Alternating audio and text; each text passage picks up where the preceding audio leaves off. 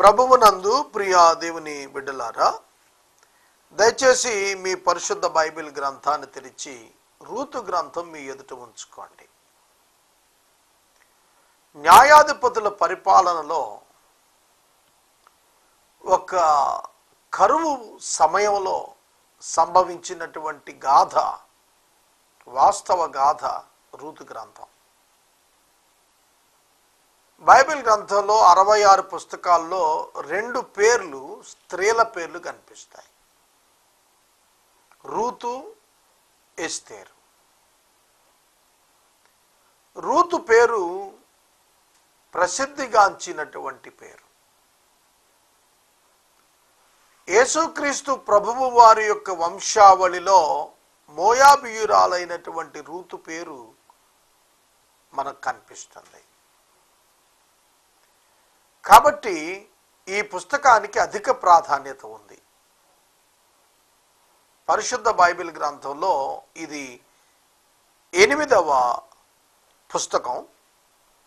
4 అధ్యాయాలున్నాయి, 85 వచనాలున్నాయి, 2575 పదాలున్నాయి, 16 ప్రశ్నలున్నాయి, 30 ఆజ్ఞలున్నాయి, 2 వాగ్దానాలున్నాయి. మరలా చెబుతాను. రూతు గ్రంథం పరిశుద్ధ బైబిల్ గ్రంథంలో 8వ పుస్తకం. పంచకాండాలు, యెహోషువ, న్యాయాధిపతులు తర్వాత గ్రంథం. 8వ పుస్తకం 4 అధ్యాయాలున్నాయి. ఇందులో 4 చాప్టర్స్, 85 వచనాలు, 2575 పదాలు, 16 ప్రశ్నలు, 30 ఆజ్ఞలు, 2 వాగ్దానాలు. చేయాలని ఆదేశించబడిన కమాండ్స్ 30 ఉన్నాయి ఇందులో. ఇక రూతు గ్రంథం యొక్క రచయితకు వచ్చేటప్పటికి కొందరు సమూయేలుగా చెబుతారు, ఆధారం లేదు. కొందరు యెషయా భక్తునిగా చెబుతారు, ఆధారాలు లేవు. ఈ రూతు గ్రంథము ఒక 3 వ్యక్తుల యొక్క జీవితాల చుట్టూ తిరుగుతుంది. ఇశ్రాయేలీయులకు రాజు లేని కాలంలో ప్రజలు ఎవరు ఇష్టము వచ్చినట్టు వారు తిరుగులాడుతున్నటువంటి కాలంలో నయోమి, రూతు, బోయజు అనే వారి 3 చుట్టూతా ఈ వృత్తాంతం అల్లబడింది. ప్రజలు ఆధ్యాత్మిక భ్రష్టత్వంలో ఉన్నటువంటి సమయంలో ఈ 3 వారి ప్రవర్తన కాపాడుకుని, వారి యథార్థత కాపాడుకుని, తమ భక్తిని కాపాడుకున్న వారిలో ఉన్నారు.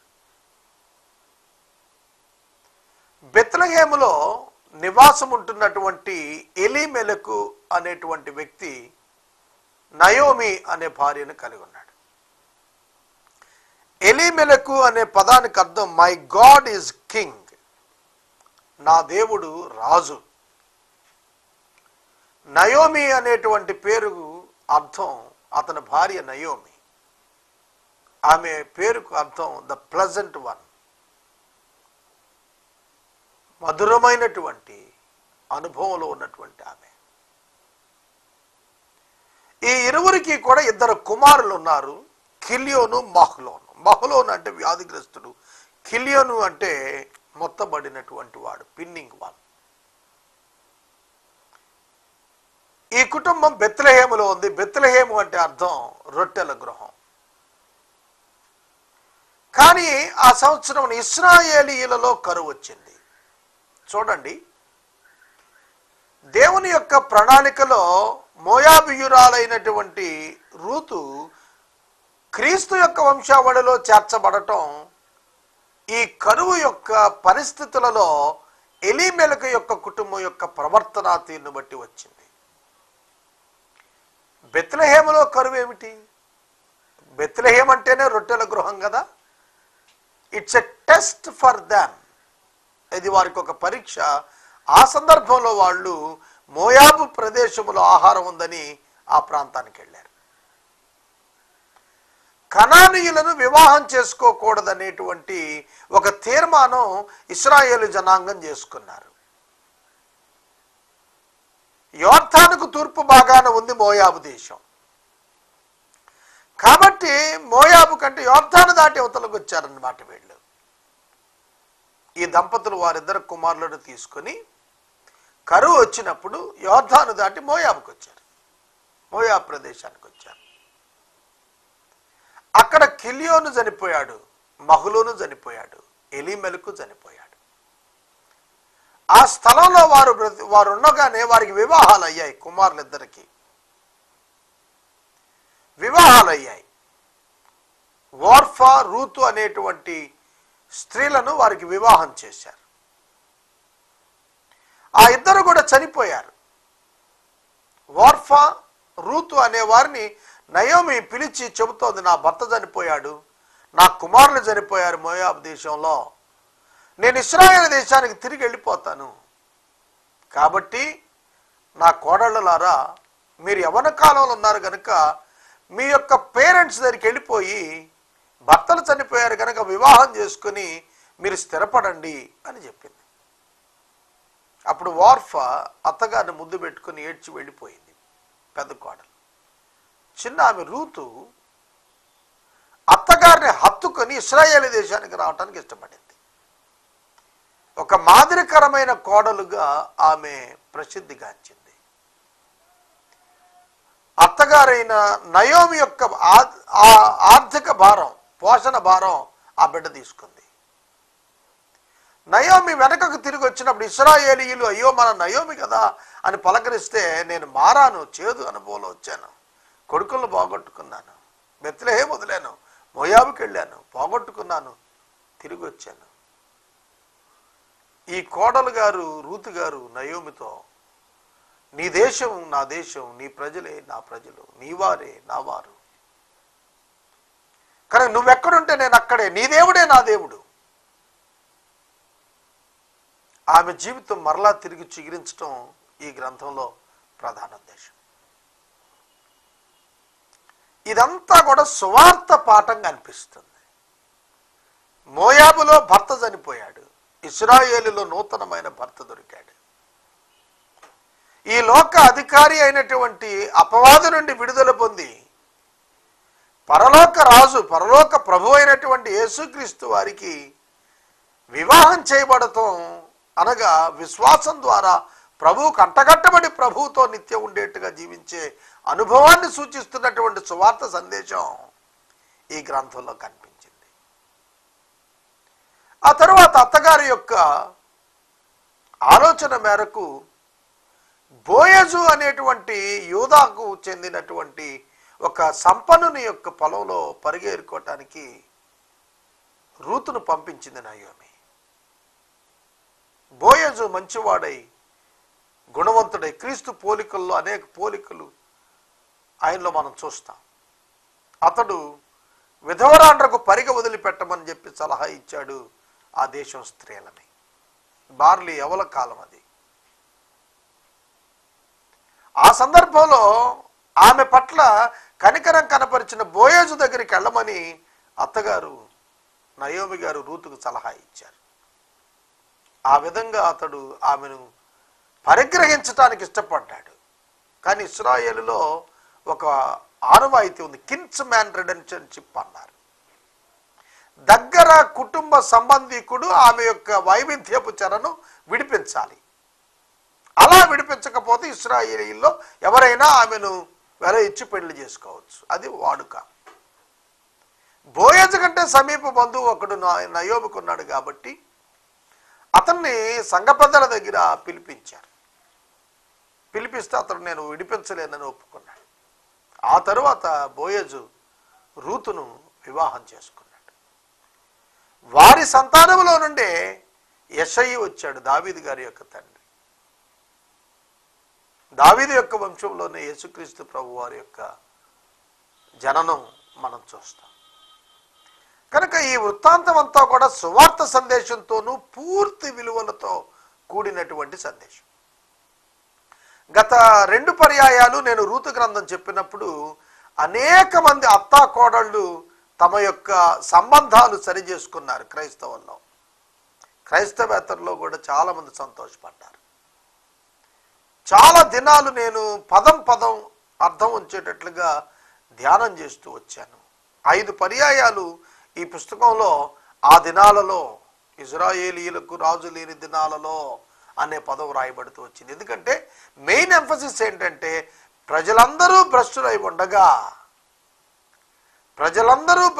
ఉండగా ఈ ముగ్గురు వ్యక్తులు తమ ప్రవర్తన నియమావళిని కాపాడుకున్న తీరు ఆనందదాయకం. చూడండి, మరలా నయోమి యొక్క మారా వంటి జీవితం చిగురించేటట్లుగా దేవుడు తన మనుమడి ద్వారా చేశాడు. కనుక మోయాబుకు వెళ్ళటం పోగొట్టుకోవటాన్ని సూచిస్తే, మోయాబు నుంచి తిరిగి వచ్చి మరలా దేవునితో సంబంధం కలిగి ఉండటం ద్వారా మరలా చిగురించిన అనుభవాన్ని జ్ఞాపకం చేస్తోంది. ఈ గ్రంథం చాలా ఉత్కృష్టమైనటువంటిది. కేవలం 4 అధ్యాయాలే, 85 వచనాలే ఉన్నప్పటికీ కూడా దీనిలో మనం అర్థం చేసుకోవలసినవి చాలా ఉన్నాయి. అంతేకాకుండా ఇంకా మనం ఈ అధ్యాయాల్లో కొన్ని ప్రాముఖ్యమైన విషయాలు చూడాలి. అదేమిటంటే, ఈ గ్రంథము వ్రాయబడినటువంటి కాలము క్రీస్తు పూర్వము 1375 నుండి 1050వ సంవత్సరం మధ్య కాలంలో ఉన్నటువంటి సమయం. ఈ గ్రంథము యొక్క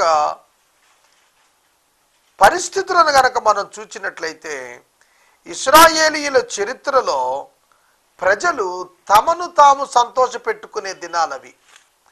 దేవుని సంతోషపెట్టే దినాలు కాదు, తమను తాము సంతోషపెట్టుకునే దినాలవి. ముఖ్యమైన వచనం 16-17 వచనాలు చదువుతాను. ముఖ్య వచనం రూతు గ్రంథంలో 1వ అధ్యాయం 16-17.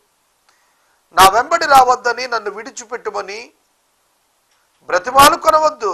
నీవు వెళ్ళు చోటికే నేను వస్తాను, నీవు నివసించు చోటే నేను నివసిస్తాను. నీ జనమే నా జనము, నీ దేవుడే నా దేవుడు. నీవు మృతి పొందు చోట నేను మృతి పొందుతాను, అక్కడే పాతి పెట్టబడతాను. మరణం తప్ప మరి ఏదైనాను నిన్ను నన్ను ప్రత్యేకించిన ఎడల యెహోవా నాకు ఎంత కీడైనా చేయును గాక అనెను. ఇది కీవర్స్ అన్నమాట, ముఖ్యమైనటువంటి వచనం. ఇందులో ముఖ్య ప్రదేశాలు మోయాబు, బెత్లెహేము. ముఖ్యమైనటువంటి వ్యక్తులు రూతు, నయోమి, బోయజు. ఈ 4 అధ్యాయాల్ని 4 భాగాలుగా విభాగించవచ్చు. మొదటి అధ్యాయం రూతు నయోమికి లాయల్గా ఉండటం,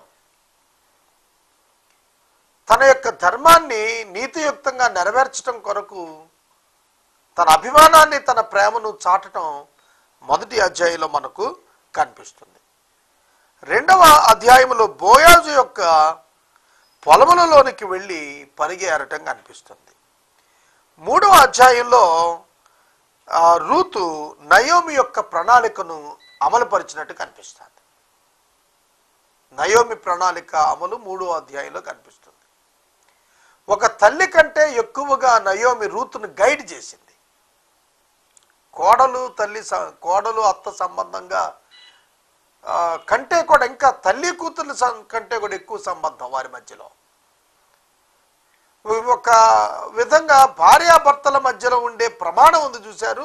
జీవితాంతం ఒకరినొకరు ఎడబాయికుంటాం, కాపాడుకుంటాం, సంరక్షించుకుంటాం. అట్లాంటి ప్రమాణాన్ని వారి మధ్యన నెరవేర్చి చూపించారండి. ఒక విశ్వాసి పట్ల చూపించాల్సినటువంటి ఖచ్చితమైనటువంటి 100% ప్రవర్తన తీరిది. తరువాత రూతు బోయజు యొక్క వివాహం 4వ అధ్యాయంలో కనిపిస్తోంది. తర్వాత ఒక దీనావస్థలో ఉన్నటువంటి ఒక విధవరాలు దేవుని ప్రజలతో చేరిన తరువాత దేవుని యందు భయభక్తులు కలిగినటువంటి జీవితాన్ని ప్రారంభించినప్పుడు దేవుని రాజ్యంలో సభ్యురాలు, దేవుని యొక్క పిల్లల మధ్యన ఇశ్రాయేలీలలో ఒక సభ్యురాలుగా చేర్చబట్టమే కాకుండా క్రీస్తు యొక్క వంశావళిలో తల్లిగా వచ్చారు ఆవిడ. ఈ వచనాలు అన్ని వరుసగా ధ్యానం చేస్తున్నప్పుడు ఒక విశ్వాసికి కలగబోయేటువంటి ఆధిక్యత ఎంత గొప్పది. ఒక విశ్వాసికి కలిగేటువంటి ఆధిక్యత ఎంత గొప్పది. మనం 4వ అధ్యాయంకి వచ్చేటప్పటికి బోయజు రూతును పెండ్లి చేసుకుని ఆమె యందు కుమారుని కని ఆ యొక్క కుమారుని ద్వారా నయోమికి మరలా ఒక నూతన జీవితాన్ని ప్రసాదించినట్లుగా చూస్తాం. ఓబేద్ అనేటువంటి పేరు అక్కడ చూస్తాం. చివరి వచనాల్లోకి వచ్చేటప్పటికి బోయజు ఓబేదును కన్నాడు, ఓబేదు యెషయిని కన్నాడు, యెషయి దావీదును కన్నాడు. షల్మాను రాహాబునందు బోయజును కన్నాడు. మత్తయి సువార్త 1వ అధ్యాయంలో క్రీస్తు యొక్క వంశావళిలో షల్మాను రాహాబునందు బోయజును కనెను అని రాస్తున్నాడు. ఈ వచనాలన్నింటినీ మనం చూస్తున్నప్పుడు ప్రియమైన దేవుని బిడ్డలారా, దేవుని యొక్క అద్భుతమైన సంకల్పం అన్య జనాంగము మీద. పాత నిబంధనలో కూడా అన్య జనాంగము రక్షించబడకూడదనేది దేవుని ప్రణాళిక కాదు. యోనా గ్రంథం చదువుకోండి, నినివే వారంతా అన్యులే. కనుక అన్యులను దేవుడు పాత నిబంధనలో తృణీకరించాడనేటువంటి అపవాదు తొలగించుకోవాలి మనసుల్లో నుండి. ఇది చాలా ప్రాముఖ్యమైన అంశం. తర్వాత ఇందులో ప్రాముఖ్యంగా కైండ్నెస్, దయ అనేది క్రైస్తవులు నేర్చుకోవలసినటువంటిది. బోయజు ఒక విధవరాలుగా ఉన్నటువంటి రూతుపై ఎంతో దయ చూపించాడు. ఇశ్రాయేలు కన్యకలను కూడా దయ చూపించమని కోరాడు, వారు కూడా దయ చూపించారు. కైండ్నెస్ క్రైస్తవునికి ఇది ఒక మంచి లక్షణంగా ఉండాలి. దయ చూపించాలి. దయగల వారిపై దయ చూపించేటువంటి దేవుడు. రూతు నయోమిపై దయ చూపించింది, బోయజు రూతుపై దయ చూపించాడు. దేవుడు వారందరిపై దయ చూపించాడు. కాబట్టి దయ అనేటువంటి లక్షణం మనము తప్పక మన జీవితాల్లో కలిగి ఉండాలి. డబ్బు లేక, పోషణ లేక, అత్తాకోడళ్ళు ఆహారం లేని దుస్థితిలో ఉన్నప్పుడు, ఆకలితో ఉన్నప్పుడు ఆ వారికి దయ చూపించినటువంటి వాడుగా బోయజును మనం చూస్తున్నాం. అలాగే బోయజు వలె మనము కూడా దయ చూపించేటువంటి వారముగా, ఆహారం లేక మరణించేటువంటి వారి పట్ల, హీనావస్థలో ఉన్న వారి పట్ల, విధవరాండ్ర పట్ల, అనాథల పట్ల దయ చూపించే వారంగా మనం ఉండాలి. దయగల వారిపై దేవుడు దయ చూపిస్తాడు. తర్వాత యథార్థత, ఇంటెగ్రిటీ. రూతు తన యొక్క అత్తగారైనటువంటి నయోమి పట్ల ఇంటెగ్రిటీ కలిగి ఉంది, యథార్థత కలిగి ఉంది. ఎట్లాగో తెలిసిన, బోయజును వివాహం చేసుకుని వెళ్ళిపోయిన తర్వాత కూడా ఆమె నయోమిని తన తల్లిగా, తన అత్త ఇంటగా, తన అత్తగారిని తన తల్లిగా తను స్వీకరించి తన ఇంటికి తీసుకెళ్ళక్కర్లేదు. వేరొకరిని వివాహం చేసుకున్నాక ఆమె కుటుంబం మారిపోతుంది. కానీ అలా కాదు, ఈమె రూతు నయోమిని తన ఇంటికి తీసుకుని వెళ్ళింది. That is integrity. ఇంటెగ్రిటీ, యథార్థత మనం కలిగి జీవించాలి, క్యారెక్టర్ కలిగి జీవించాలి.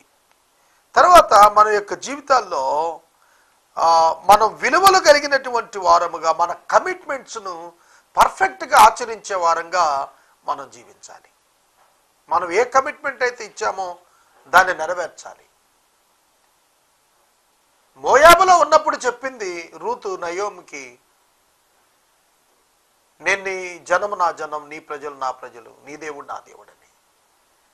మరి బోయజు అనే ధనవంతుడింటికి వెళ్ళిన తర్వాత వదిలేసిందా? అలా వదలలేదు. ఆ కమిట్మెంట్ కంటిన్యూ చేసింది జీవితకాలం అంతా. అదండి విలువ కలిగినటువంటి జీవితాలండి. క్రైస్తవుడు విలువలు లేకపోతే వాడు క్రైస్తవుడిగా చెప్పుకోవటం ఎందుకండి? అనవసరం. అటువంటి వారిని బట్టే దేవుని యొక్క నామం అవమానం పాలవుతుంది. ఇంటెగ్రిటీ అనేది, యథార్థత అనేది క్రైస్తవుడు తన యొక్క జీవితంలో కనపరచవలసినటువంటి ప్రధానమైనటువంటి అంశం. తరువాత ప్రొటెక్షన్, సంరక్షణ. నయోమిని రూతు సంరక్షించింది, రూతును బోయజు సంరక్షించాడు. సంరక్షణ చూపించాలి. కుటుంబాల్లో ఈ దినాన వృద్ధులు నిర్లక్ష్యం చేయబడుతున్నారు, సంరక్షణ లేదు. ఈ మధ్యన ఒక కుటుంబం గురించి విన్నాను నేను. 3 కుమారులట, తల్లిదండ్రుల దగ్గర ఆస్తంతా రాయించేసుకున్నారట. వాళ్ళను ఒక పంచను వదిలేసిపోయారు, పోషణ లేక ఇబ్బంది పడుతున్నారని విన్నాను. సుప్రీంకోర్టు ఈ మధ్యన ఒక తీర్పు ఇచ్చింది, తల్లిదండ్రులు బిడ్డలు చూడకపోతే జైలు పాలు చేయమని. వారికి రాయించిన ఆస్తిని కూడా వెనక్కి తిరిగి రాయించుకునే అధికారం, అవకాశం సుప్రీంకోర్టు మరలా పేరెంట్స్కి ఇచ్చేసింది. కానీ ఆ పేరెంట్స్ అట్లాంటి వాళ్ళు కాదు, సఫరర్స్. వాళ్ళు బాధపడుతూనే ఉన్నారు తప్ప ఆ పిల్లల మీద కళ్ళలేదు. వాళ్ళు తల్లి, తండ్రి, అత్త, మామ వృద్ధాప్యంలో ఉన్నప్పుడు బాధ్యత తీసుకోవలసినటువంటి కుటుంబ సభ్యులు బాధ్యత తీసుకోకపోతే వారి జీవితం చాలా మిజరబుల్గా ఉంటుంది, దయనీయంగా ఉంటుంది. కాబట్టి ఒకసారి ఆలోచన చేయండి, మీ తల్లిదండ్రులు ఎట్లున్నారు? చాలామందికి తెలియదు. ఒక ఆయన అంటున్నాడు, మా తల్లిని చూసి 20 ఏళ్ళు అయిందండి. ఎంత అసహ్యం అది, ఎంత తప్పుడు పని. తల్లిని చూడని వాడు ఇంకా భక్తి గలవాడిని అని చెప్పుకోవటం ఏమిటి? అసహ్యం. చాలామంది ప్రభువును నమ్ముకున్న తర్వాత నా తల్లిదండ్రులు ప్రభువుని నమ్ముకోలేదు కనుక వాళ్ళని వదిలేశాను అన్న వాళ్ళు ఉన్నారు. అది దుర్మార్గం, అది ఖచ్చితంగా అనంగీకారం. నా తల్లిదండ్రులు యేసుని అంగీకరించలేదు కనుక వాడిని వదిలేస్తానన్నాడంటే అసలు వాడు యేసుని అంగీకరించాడు లేదో పరీక్షించుకోవాలి. తల్లిదండ్రులు నిన్ను విసర్జించిన నీవు నీ తల్లిదండ్రుల పట్ల ఒక విశ్వాసిగా నీ బాధ్యతలను చూపించినప్పుడు క్రీస్తు ప్రేమ చేత వారిని క్రీస్తునంతకు సంపాదించుకుని వచ్చును కదా. కనుక ప్రొటెక్షన్ ఫర్ ఓల్డ్ పీపుల్, వృద్ధాప్యులున్న బిడ్డలకు ప్రొటెక్షన్ కరువైపోయింది. ఓ సోదరుడు నాతో మాట్లాడుతూ చెబుతున్నాడు, ఇండియాలో ఓల్డ్ ఏజ్ హోమ్స్ చాలా ఎక్కువ ఉన్నాయి, వేలల్లో ఉన్నాయని చెబుతున్నాడు. భారతదేశం ప్రపంచ దేశాలన్నింటిలోకెల్లా కూడా చాలా వాత్సల్యత సంబంధాలు చక్కగా నెరవేర్చుకునే దేశం అని విన్నాం కదా. మరి ఇన్నెందుకు ఉన్నాయంటే పిల్లలు విదేశానికి వెళ్ళిపోయిన తర్వాత తల్లిదండ్రులను వదిలేస్తున్నారట. కొంతమంది అయితే చనిపోయిన తర్వాత కూడా చూడటానికి రాని ప్రబుద్ధులు ఉన్నారు, క్రైస్తవుల్లో ఉన్నారు. నేనంటాను అట్లాంటి వాడిని అమెరికా పంపించటమో లండనో ఆస్ట్రేలియా పంపించడం కంటే పేదరికంలో మగ్గేట్టుగా ఏ గుమస్తా ఉద్యోగాలు వేయిస్తే చివరి రోజుల్లో పాడైనా మోసేవాడేమో, పెట్టైనా మోసేవాడేమో అని. ఒకవేళ నా కామెంట్ మీకు బాధ అనిపించవచ్చేమోగా, నేను కూడా బాధపడి మాట్లాడుతున్నాను. ఎంత కష్టపడి బిడ్డలను పెంచి పెద్దవారిని చేస్తే చివరి దినాన్ని వదిలేస్తారండి? నీ దేవుడే నా దేవుడు, how can I leave you? ఈ వృద్ధాప్యంలో భర్త చచ్చిపోయి నిన్ను, కొడుకులు పోగొట్టుకున్న నిన్ను వదిలిపెట్టి నేను ఇంకో భర్తను తెచ్చుకొని వెళ్ళిపోనా? No, it's impossible. రూతు అందుకనే గనురాలండి. సోదరుడా, సోదరి, ఈ రాత్రి వాక్యం వింటున్న ప్రతి ఒక్కరికి నేను మనవి చేస్తున్నాను, please protect your parents in old age. తర్వాత ప్రాస్పరిటీ అండ్ బ్లెస్సింగ్, ఆశీర్వాదము, అభివృద్ధి. ఈ రెండు కూడా ఎలా వచ్చాయి రూతుకి? తాను తన యొక్క జీవితంలో విలువలు పాటించినందున వచ్చాయి, తన కమిట్మెంట్ని బట్టి వచ్చాయి, తన ఇంటెగ్రిటీని బట్టి వచ్చాయి, తన యొక్క ధీరత్వాన్ని బట్టి వచ్చాయి, తన అత్తగారి మాటలకు లోబడి ప్రవర్తించబట్టి వచ్చాయి. అర్థమవుతుందా? పెద్దల యొక్క మాటను తిరస్కరించే యవనస్తులు ఈ దినాన చాలామంది భ్రష్టులైపోయిన వారు ఉన్నారు, నష్టపోయిన వారు ఉన్నారు. అలా కాకూడదు క్రైస్తవ్యం. ఈ రాత్రికాలం వాక్యం వింటున్న సహోదరుడా, సహోదరి, రూతు గ్రంథ వాక్య ధ్యానం సమీక్ష మనం వింటున్నాం. ఒక్కొక్క అధ్యాయంలోని వచనాలు ధ్యానం చేసేటప్పుడు దేవుని పట్ల మనం ఎట్లా ఉండాలి, సమాజం పట్ల మనం ఎట్లా ఉండాలి, బంధువుల పట్ల ఎట్లా ఉండాలి, రక్త సంబంధికుల పట్ల ఎట్లా ఉండాలి, డైరెక్ట్ రిలేటివ్స్ మధ్యన ఎట్లా ఉండాలి, క్రిస్టియన్గా ఎట్లా ఉండాలి, ఇవి మనం ధ్యానం చేయబోతున్నాం.